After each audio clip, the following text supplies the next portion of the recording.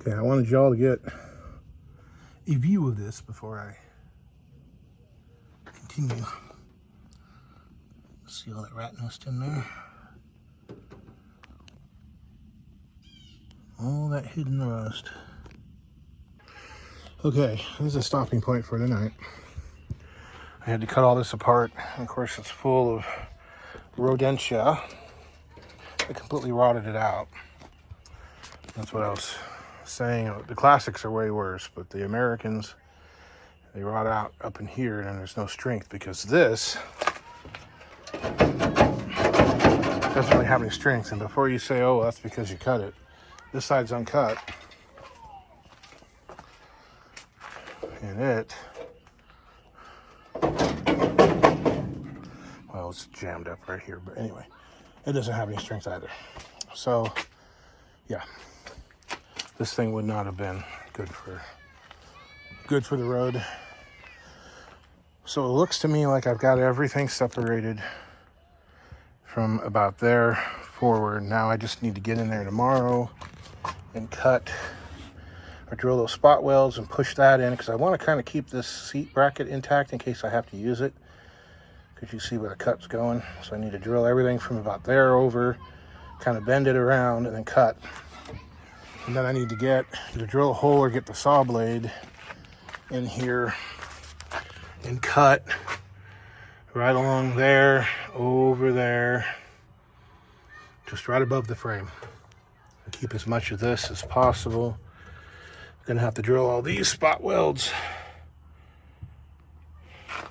and get rid of that, and then I might cut it and then turn it and get it back in if I end up needing to use it for the Honda, but I don't know, we'll see. That might end up being plated all the way flat on this side. We'll see. But hopefully, I'm hoping tomorrow to have this all cut enough that it's broken loose, and then Wednesday I can start working on, okay, where am I going to take this thing to get it lifted and separated? Because I don't think using a handyman high lift on four corners to do it is a wise choice or a safe choice, because it's going to tweak the body all to hell. Even though I've got it braced, it's still not that strong. But we'll see. Tomorrow we'll get back on it. All right, here we are. It is a lovely day. Humidity's up, but the temperature's down. It is a nice breeze blowing out of the northeast. And so last night, we got the front part of the body separated from the chassis. And so today's job is to drill these spot welds down here and try to push that in so I don't have to cut it, just in case I have to use it. And then I'll finish cutting that and then start cutting the fender well. I need to get this stuff out of here. I need to cut along here. And like I said last night, I'm gonna have to drill those spot welds and separate that, but I think that might stay. I need to go measure on the Civic from the center line, which should be here, back, and see how much further it is. I think it comes to about here. So if that's the case, then I just need to cut across the back. Before that, the very next thing I'm going to do is get some Freol on those nuts down there and the bolts holding the bumper on. There should be one here and then one way up here. Get those soaking while I start drilling welds. I've got the impact batteries on the Charger, so I'll get in there and start getting this cut, and then I'll buzz those bolts off, get the bumper out of here, and then start cutting. Okay, so making my measurements. The middle of the Honda, right there, that little section there, I want to keep all that because the spare tire goes in the floor and it gives me a little more space. Where this spare tire here is so narrow, it's useless for anything but the 1961 tire These things only had 4-inch wide wheels on them. There was a 6-inch wide tire. Nothing's gonna fit there. So we're gonna use the Honda floor. The spare can sit in there. The Honda's gas tank's under the back seat. So that's the idea. The center part of the Honda trunk comes to about right here. But the way I cut it is the center part here, and then those kind of go that way, because that's actually how the car was. It wasn't straight all the way across it. As you can see, that was the body line there, and then it kind of tapered out. So this edge here, and then an inch inward, I believe comes to like 24 inches from the axle center line. And this comes to 33 at the widest point. So that puts us right here on the corner. And that puts us out here in the middle. So the plan is, I can leave this all here. I am going to basically just cut across, and then we can come back and trim however we need to afterwards. But yeah, we're gonna cut it from right here at the edge of this, no, 2 inches forward of that. And that'll be it. Alrighty, so this is all cut. That's all cut. That's all cut. And that's all cut. So the body is now technically severed from the chassis. It's kind of hanging up here and there. I mean, I can actually lift it. It's very heavy, about right here. So, like, if I were to jack this thing up, I would need to jack it up about here to balance it. You try to jack it up there, it just lifts the front. But yeah, it's just kind of hanging up a little bit on the cuts, you know, that aren't perfectly straight or beveled that way. If you're beveled this way, it hangs up, or the other way. Anyway, yeah, like, see, I got that side. You can see the mouse nest.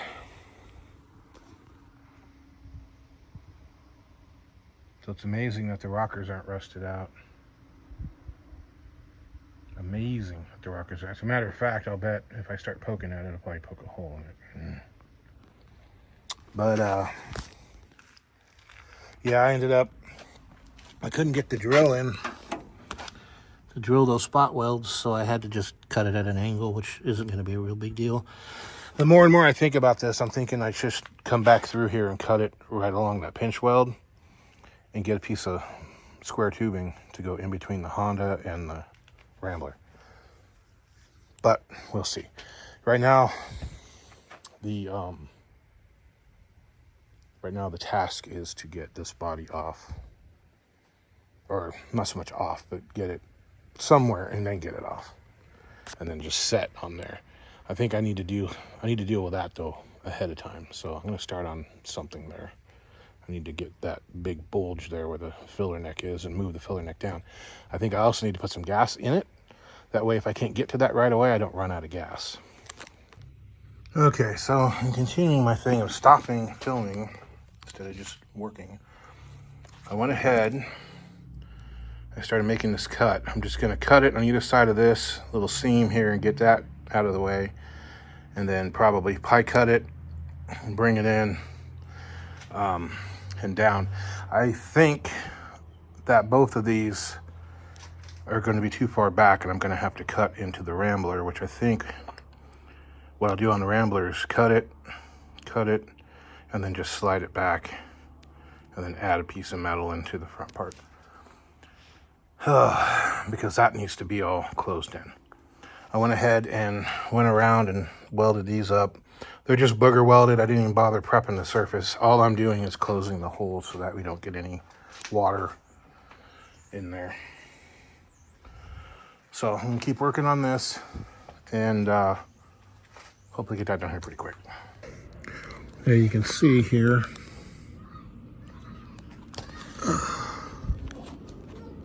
This is where the chassis is collapsing. because all this bracing is being cut out. So you can see how much bracing this has, how much extra bracing this has. So you got the inner rocker here, and that's just, you know, whatever gauge of metal is. I don't know how to read gauges, gauge metal gauges. And then you have this, which is quite a bit thicker. That's pretty sharp. You can see there. And that's a lot of strength. But, so here's the sedan four-door chassis. I'm not sure if the wagons are any different.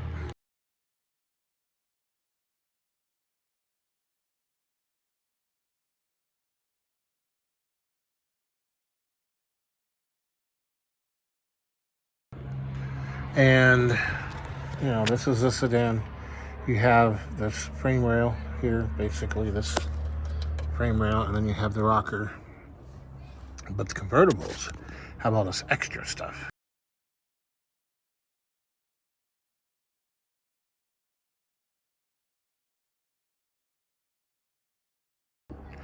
So I don't think that's why you don't see a lot of convertibles breaking in half, is they have a lot more gusseting, a lot more bracing, and yeah, they're just better that way. So hopefully when this thing does get separated, it'll be able to be towed or rolled out somewhere without having to gusset it. Yeah, you can see right there, it's kind of hanging up because it was cut at an angle like that, or like that, I don't know.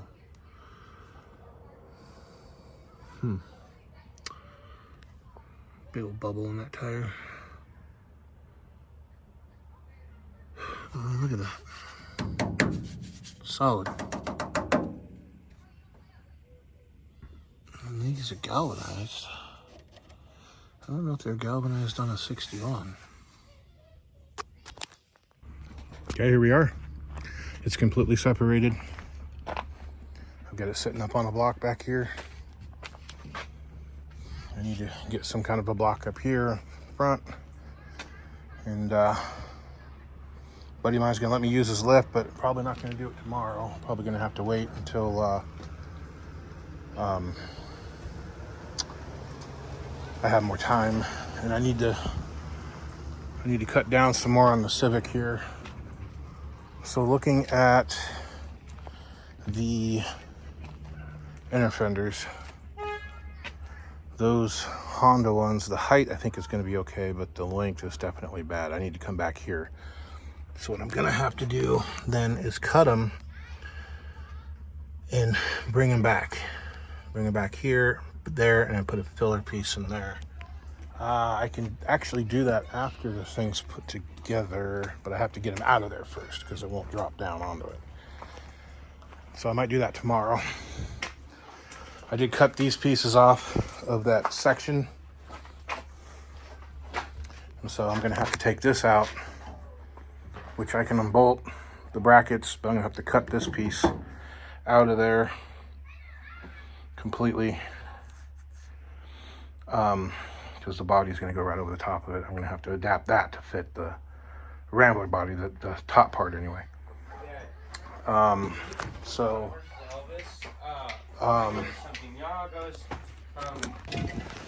right, got this all cut away. Rust is a lot worse than I thought. Can't really see it too well from here, and I really don't feel like crawling over there. But it's all rusted out right along that pinch weld there. And here too. So all the stuff that was uncovered when that all got cut away, there's severe pitting. See all along there.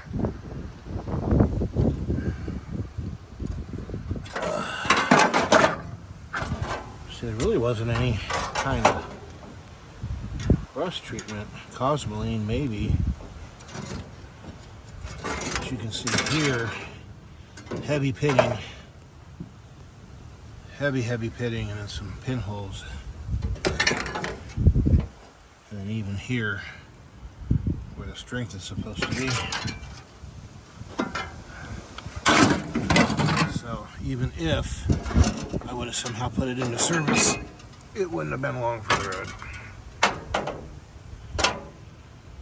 Yeah, see. It would not have lasted long at all. Still the heavy pitting there. So, yeah.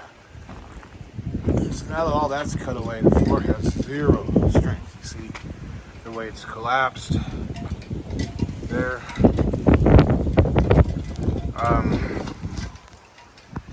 And I mean, it's just flat here in the tunnel. And automakers learned, I want to say around this time, maybe a couple years in the future, that there was a lot of strength in that tunnel. They, like a Volkswagen Bug, you could take the body off of it and just drive it on the pan because that tunnel has so much strength. This car, not only was it bad right there, this is where it's buckled and that's why it's collapsing. But as you can see, that is factory. Why is that there? I don't know if anybody has an answer for it. Look at that. Wide open. On my Classic, I welded that up because I knew it was a source of weakness. So, yeah. It's good enough for me to load on the trailer and then haul to the junkyard.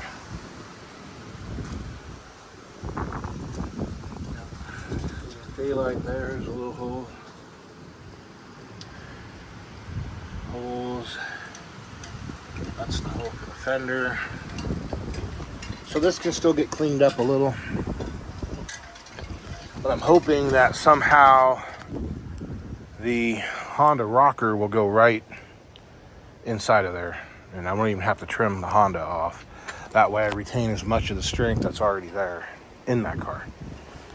But right now what I need to do is clean up all that crap over there. Clean up all this crap over here. I think I'm going to go ahead and just cut that piece off because it's not needed. I wanted to keep it because these things are pretty handy for doing this. I can just extend them out, tack weld it, and then when I'm done, cut the weld, and then they're still, you know, expandable. Anyway, get this all cleaned up. I'm going to roll this back and then pull the Honda out. I need to get the Honda all cleaned out.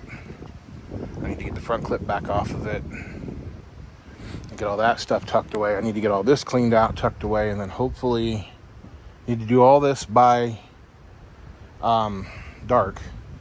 Get the welder put up there, and then this will all be ready to go. I still need to get the 61 off of the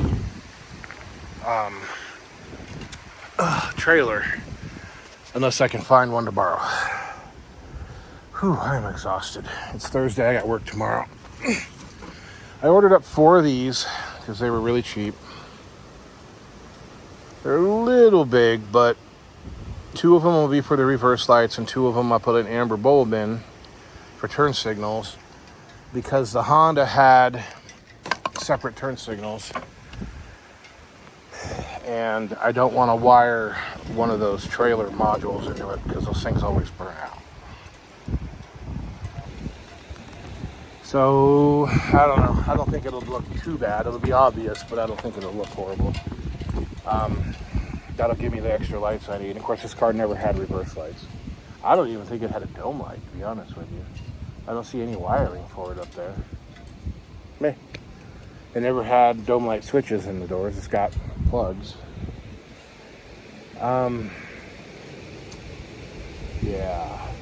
Yeah, so when Luke gets here, he should be here pretty soon. We can lift that front clip off and set it next to this one. I'll probably move that one first. Just put them side by side. It's hot today. It's dry though. There's a hell of a wind blowing out of the south. God, I'm tired. Yeah, so I need to stay moving, otherwise I won't get this done. I'll be back. Forgot to show you yesterday, but when I was cutting along the frame rail, cutting the inner fender well out, I was trying to be careful, but I got a little too close and I poked a hole in the side of the tire with the saw blade, and so here it just went totally into it. And then later, when I was cutting the front part of it, I smelled rubber burn and I realized that I was cutting into the tire. And the tire was junk, as you can plainly see. It's a 14-inch wheel. I think this is it's a Ford wheel. I think this is a special wheel, though. You see how deep it is. I want to say it's a 7-inch, 14-inch wheel, so it's probably off a Mustang or something. I don't know. It's not that important to me, but it did hold air. So rollers are kind of hard to find. But that's my own boneheaded mistake. Check your work before you work. So, that's my lesson. So it's kind of a struggle all day today. I'm friggin' exhausted, but I did get this cut out. This is going to cover up where the HVAC goes in the Honda. I just got to kind of cut the corner here a little bit. Cut these corners a little bit. Drill it out, screw it down, and then strip it. But then it'll have hoses. So I'll cut the holes probably at an angle and run the hoses, little pieces of pipe out. 2 for the defrost, and I think probably 4 for the front. And I went through the HVAC box. I pulled that one actuator off, and it was hunting. But it didn't have any like chipped teeth or anything in it. It wasn't stripped. I could hold the arm with pressure on it and it would work fine. And for a while there, it was just kind of like I'd set it and it would kind of hunt, And so I just went back and forth, and I quit doing it. I think the potentiometer inside of it was dirty. But it seemed really weak too. There's like a door that slides that closes off the evaporator and it opens up. So I'm assuming that's the blend door for heat and AC. When I started the engine, then it moved. But I'm going to go ahead and get some either some spray silicone, or I'll probably get wax, like car wax in a spray form, and spray that door down because I can see where it's rubbing, just to kind of lube it up. Maybe the silicone will work, I don't know. Silglide, there's a track, so I can lube that up with Silglide. I don't want to use like WD-40 because then you're going to be smelling it. I did lube up the little tracks that the arms turned in, and now it's working pretty well, but I want it to stay working. So I got that going. I didn't really get anything done on the Honda besides that, and besides the front clips put away and moved. I did do some more trimming in here, and I'll tell you why. So forgive the darkness, I'm too lazy to turn on the light. Anyway, if you measure from the outside of the rocker to the outside of the rocker, it measures 63, I think. It's an arbitrary number, whatever. I think it's 63 inches. If you measure to the inside of the rocker, right here, to this point, this gusset that's in here, if you measure right to the flat part of it, it measures 63 inches. So that means I don't have to cut anything on the Honda. So I cut the bottom of this out. You can see where I've cut, I just haven't cut it off yet. And then hopefully this will just drop down on top of the outer part of the rocker. This will sit right on top of the Honda part. I can drill holes and spot weld it. I can do whatever, but it'll sit down right on top of it. My original goal was to have this metal sit on top of it and then cut the outer rocker off, but the more of that I can keep intact, the stronger it'll be. So there we go, there's that. This keeps collapsing. I'm going to have to make a major cut back here, and I don't really know how I'm going to do it.